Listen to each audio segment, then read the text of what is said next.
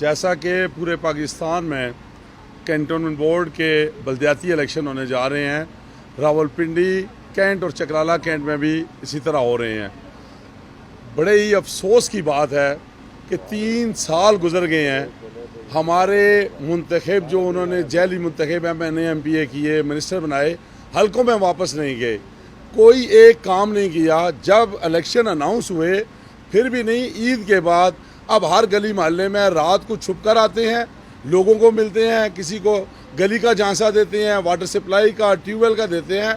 हम क्योंकि हम उस कायद के साथ चलते हैं जिन्होंने इस मुल्क को तरक्याती काम दिए, मोटरवे बनाई और बहुत बड़े काम किए।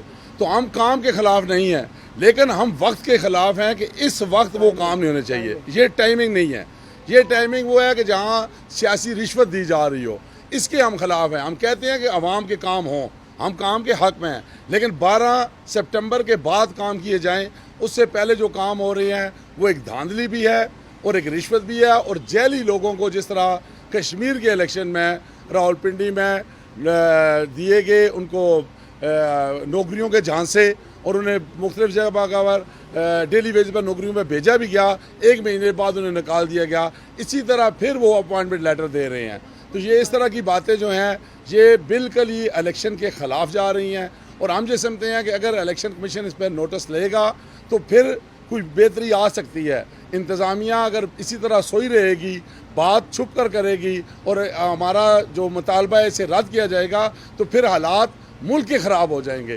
क्योंकि कैंट बोर्ड के अंदर जहाँ भी है छावनी का इलाका कम है, सिविलियन पॉपुलेशन बहुत ज़्यादा है और सिविलियन पॉपुलेशन के हक़ पर डाका डाला जा रहा है। और हम उस डाका अब नहीं डालने देंगे, बल्कि हम सिविलियन पॉपुलेशन और छावनी के साथ जितने भी हमारे वोटर हैं हम उनके साथ खड़े हैं। मैं ये भी बताना चाहता हूँ कि रावलपिंडी में 20 वार्ड्स हैं, PTI के पास 20 वार्ड में कैंडिडेट मुकम्मल नहीं है। अल्हम्दुलिल्लाह हमारे शेर 20 वार्ड में पूरे हैं। एक वार्ड में हमारे पास ज़्यादा कैंडिडेट थे, लेकिन लोगों ने एक दूसरे के एहतराम में बैठ गए हैं। और ये बहुत एक अच्छा है कि हमारे कैंडिडेट भी हैं, उनके कैंडिडेट भी ना होने के बराबर हैं। तो अगर वो इस तरह धांधली करेंगे तो हम फिर उनके ख़िलाफ़ हर महाज पे जाएंगे। जो एक बात रह गई थी, जो हमारा एक प्रोजेक्ट था 2017 में, मैंने उसकी परमिशन ली थी, तो वो उस वक्त का रुका हुआ था।